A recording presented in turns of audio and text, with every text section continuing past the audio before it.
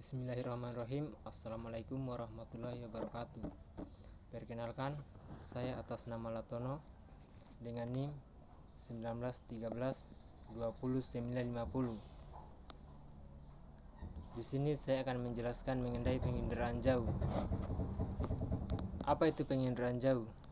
Menurut Lillisen dan Kiefer, penginderaan jauh adalah ilmu dan seni untuk memperoleh informasi mengenai suatu objek, daerah, atau fenomena melalui analisis data yang diperoleh alat perekam atau sensor yang menggunakan gelombang elektromagnetik sebagai media perantaranya tanpa menyentuh objek, daerah, atau fenomena tersebut.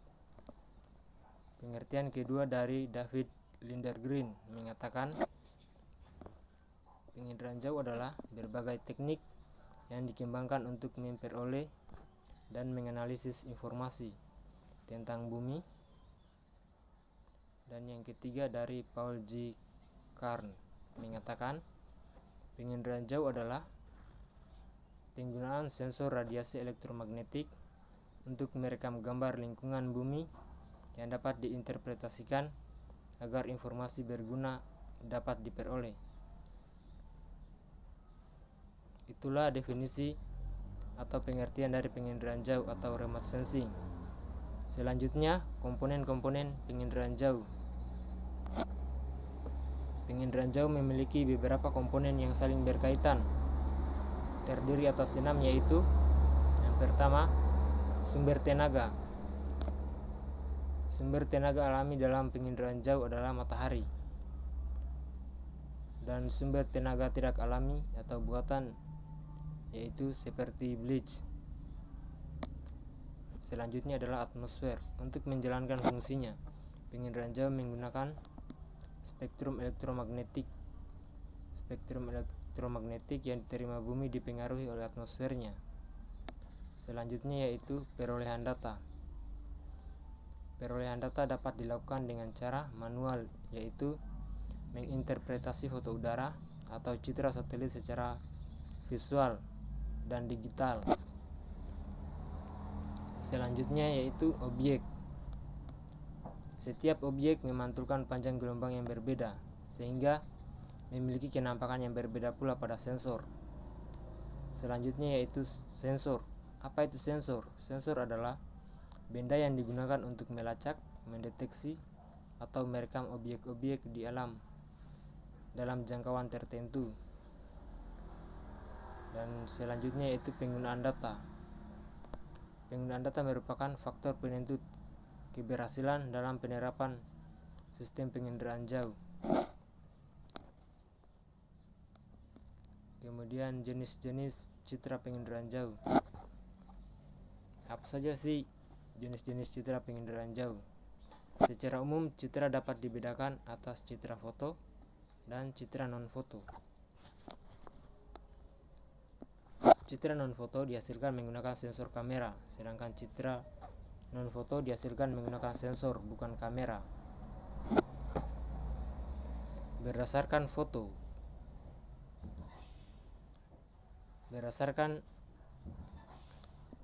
spektrum elektromagnetik, citra foto dibagi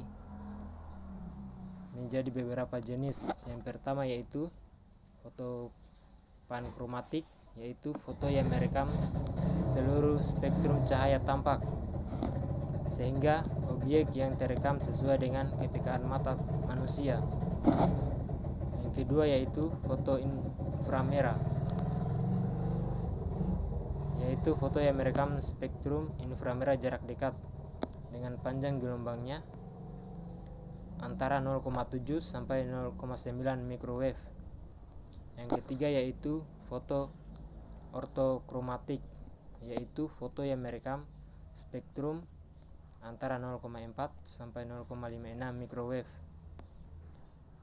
Umumnya foto ini digunakan untuk mendeteksi tumpahan minyak yang ada di laut.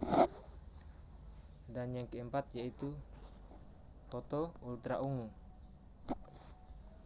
yaitu foto yang merekam spektrum antara 0,29 sampai 0,4. Spektrum cahaya tampak tidak ikut terekam dalam foto ultra ini.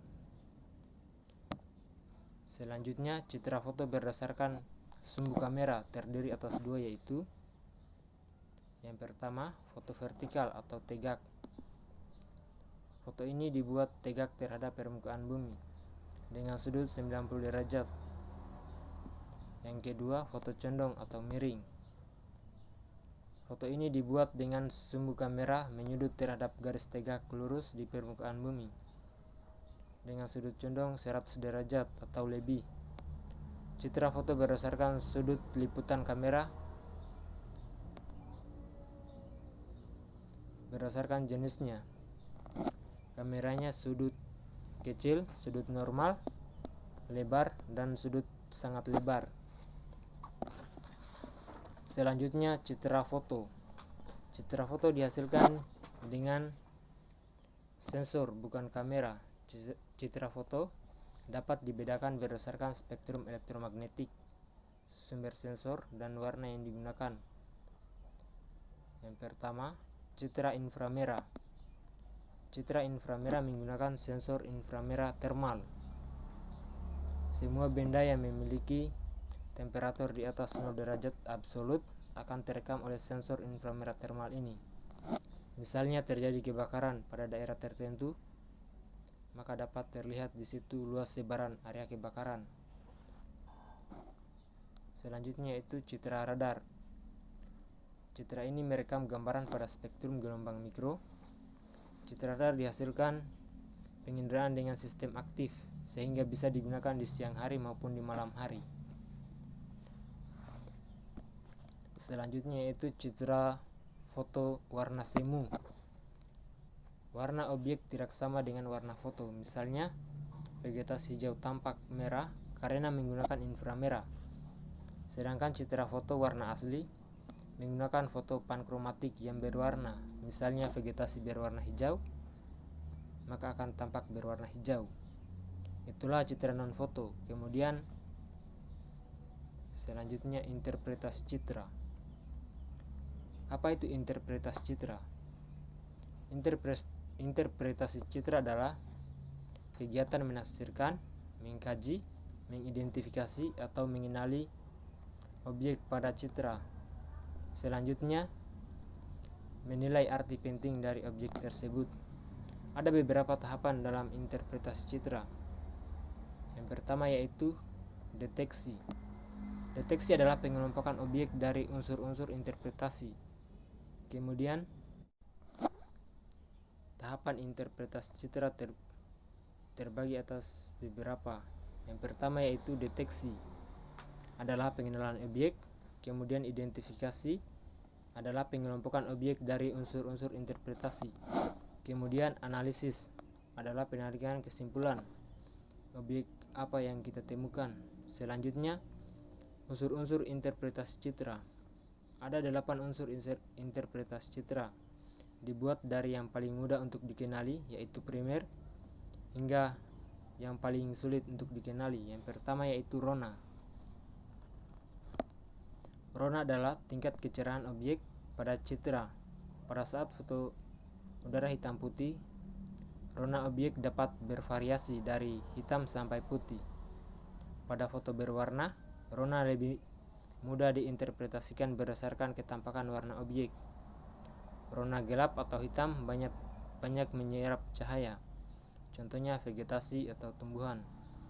Kemudian rona putih atau terang banyak memantulkan cahaya, contohnya pasir pantai. Selanjutnya yaitu warna. Warna menunjukkan tingkat kegelapan yang lebih beraneka. Ketika foto udara hitam putih menggunakan rona. Ketika fotonya berwarna berarti menggunakan warna. Jadi sesuai kenampakan hasilnya, air berwarna biru, vegetasi berwarna hijau, aspal berwarna abu-abu. Selanjutnya itu bentuk. Misalnya lapangan atau tempat olahraga berbentuk U dan bangunan sekolah dan kantor berbentuk L atau persegi panjang. Gunung dapat kita kenali dengan berbentuk kerucut, kemudian ada sungai yang bisa kita kenali dengan berupa berkelok. Selanjutnya yaitu ukuran. Ukuran merupakan atribut yang berkaitan dengan jarak, luas, tinggi, lereng, dan volume. Ukuran bangunan permukiman lebih kecil dari ukuran bangunan perkantoran, sekolah, dan industri. Selanjutnya yaitu tekstur. Tekstur terbagi atas beberapa, ada yang halus, sedang, dan kasar. Untuk tekstur yang halus misalnya rumput, tekstur sedang misalnya semak belukar, tekstur kasar misalnya perpohonan. Tekstur dipengaruhi dua hal, yaitu yang pertama, jarak antar objek. Semakin dekat atau semakin rapat jarak antar objek, maka tekstur akan semakin halus. Yang kedua yaitu ketinggian objek. Jika ketinggian seragam atau sama, maka teksturnya halus. Dan jika ketinggian objek berbeda-beda, misalnya ada yang tinggi dan ada yang pendek, maka teksturnya ditampilkan tidak halus. Selanjutnya yaitu pola. Pola merupakan kecenderungan suatu objek membentuk suatu keteraturan atau bentuk yang diulang. Pola dapat kita amati pada berbagai objek, baik itu berupa permukiman, aliran sungai, dan tanaman. Pola teratur seperti perkebunan kelapa sawit. Selanjutnya yaitu bayangan. Bayangan dapat menunjukkan arah datangnya sinar matahari dan adanya perbedaan ketinggian suatu objek pada citra atau foto udara yang ada. Misalnya dua buah gedung memiliki panjang bayangan yang berbeda. Itu menunjukkan bahwa ketinggiannya juga berbeda. Selanjutnya yaitu situs dan asosiasi. Pada dasarnya adalah hampir mirip atau bisa dikatakan sama. Situs merupakan letak atau kedudukan suatu objek terhadap lingkungan atau bentang alam yang berada di sekelilingnya. Sedangkan asosiasi adalah letak atau kedudukan suatu objek terhadap objek lain seperti buatan manusia atau bentang sosial yang ada di sekelilingnya. Yang terakhir dalam interpretasi citra adalah konvergensi bukti. Adalah penggunaan beberapa unsur interpretasi citra sehingga lingkupnya menjadi menyempit ke arah satu kesimpulan. Contohnya tumbuhan dengan tajuk seperti bintang pada citra, itu menunjukkan bahwa itu pohon palem. Bila ditambah unsur interpretasi lain seperti situs, misalnya dicek tanahnya becek dan berair payau, maka tumbuhan palma tersebut adalah sagu. Itulah materi yang dapat saya jelaskan mengenai penginderaan jauh. Lebih dan kurangnya mohon dimaafkan. Saya akhiri. Wassalamualaikum warahmatullahi wabarakatuh.